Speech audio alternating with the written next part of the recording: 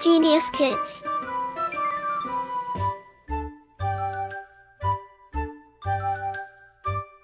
Cultivating love for learning. अध्याय 6 संज्ञा noun. संज्ञा नाउन किसी व्यक्ति, गुण, प्राणी, जाति, स्थान, वस्तु, क्रिया, भाव आदि के नाम को संज्ञा कहते हैं, जैसे लड़का, दादा, आगरा, कुर्सी आदि।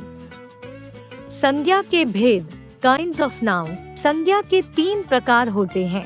1 व्यक्तिवाचक संज्ञा, 2 जातिवाचक संज्ञा, 3 भाववाचक संज्ञा। 1 व्यक्तिवाचक संज्ञा प्रॉपर नाउन किसी विशेष व्यक्ति, वस्तु या स्थान आदि के नाम को व्यक्तिवाचक संज्ञा कहते हैं।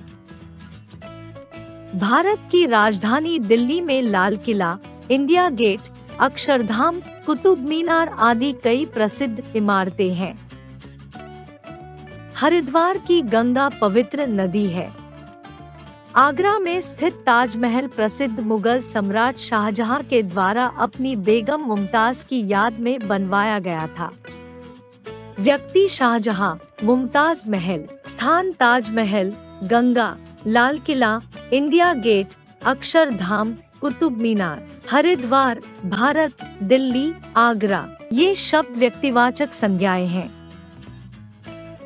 2 जातिवाचक संज्ञा कॉमन नाउन किसी जाति, व्यक्ति, स्थान या प्राणियों आदि का बोध कराने को जातिवाचक संज्ञा कहते हैं, जैसे व्यक्ति पुरुष, महिला, नेता, मजदूर, कर्मचारी, छात्र, वकील, पुलिस आदि। प्राणी गाय, शेर, बाघ, बंदर, सांप, मोर, कुत्ता, बिल्ली, हाथी, तितली आदि। वस्तु पलंग, कुर्सी, मेज, सोफा, बादल, तारा, मकान, कलम आदि। स्थान देश, गांव, शहर, मैदान, बाजार आदि। जातिवाचक संज्ञा के 2 और भेद हैं। क समूहवाचक संज्ञा कलेक्टिव नाउन जो शब्द, व्यक्ति, वस्तु आदि के समूह का बोध कराते हैं, उन्हें समूहवाचक संज्ञा कहते हैं, जैसे परिवार, कक्षा, गिरोह, दल, सेना आदि। ख द्रव्यवाचक संज्ञा मटीरियल नाउन जो शब्द किसी द्रव्य या पदार्थ का बोध करते हैं, उन्हें द्रव्यवाचक संज्ञा कहते हैं, जैसे सोना, दूध, चांदी, कपास, मिट्टी आदि। 3 भाववाचक संज्ञा एब्स्ट्रैक्ट नाउन किसी वस्तु या व्यक्ति के गुण, दोष, भाव या कार्य, अवस्था आदि का बोध कराने को भाववाचक संज्ञा कहते हैं। भाववाचक संज्ञा की केवल अनुभूति की जा सकती है, इसे देखा या छुआ नहीं जा सकता। याद रखिए, रिमेम्बर, यदि व्यक्तिवाचक संज्ञा 1 से अधिक का बोध कराती हो तो वह व्यक्तिवाचक संज्ञा नहीं रहती, वरन जातिवाचक संज्ञा बन जाती है। जैसे हमारे देश को अभी कई गांधियों की आवश्यकता है। हमें अपने बीच छिपे जयचंदों से सावधान रहना चाहिए। हमारे देश में समय समय पर सावित्रियां जन्म लेती रही हैं। यहाँ पर रंगीन छपे शब्द संपूर्ण जाति का बोध करा रहे हैं, अतः ये जातिवाचक संज्ञाएं हैं। यदि किसी जातिवाचक संज्ञा का प्रयोग किसी विशेष व्यक्ति या वस्तु के लिए होने लगे तो वह व्यक्तिवाचक संज्ञा बन जाती है, जैसे बोस जी देश के सच्चे भक्त थे। नेहरू जी भारत के प्रथम प्रधानमंत्री थे। पुरी हमारे देश का प्रसिद्ध तीर्थ है।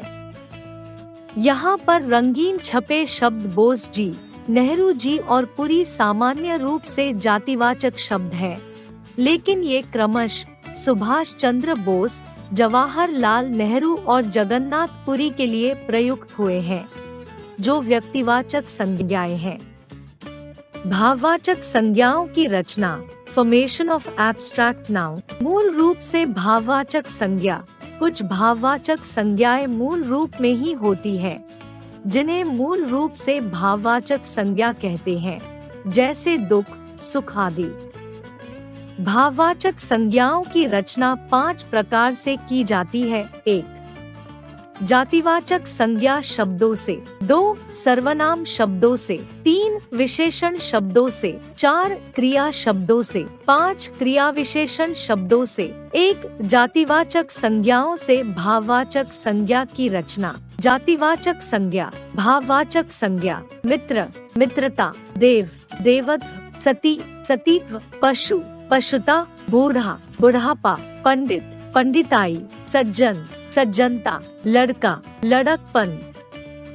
2 सर्वनाम शब्दों से भाववाचक संज्ञा की रचना। सर्वनाम, भाववाचक संज्ञा, अपना, अपनापन, सर्व, सर्वस्व, निज, निजत्व, पर, परत्व, अहम, अहंकार, स्व, स्वत्व, पराया, परायापन, मम, ममत्व।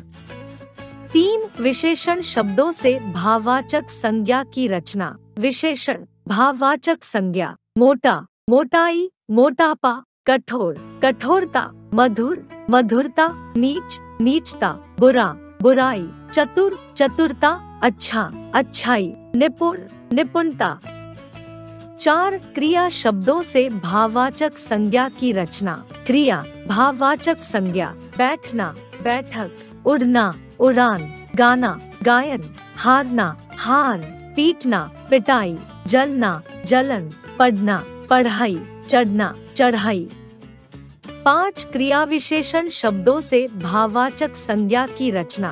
क्रिया विशेषण, भाववाचक संज्ञा, तेज, तेजी, मना, मनाही, सहज, सहजता, समीप, समीपता, जल्द, जल्दबाजी, शीघ्र, शीघ्रता, नीच, नीचा, निकट, निकटता।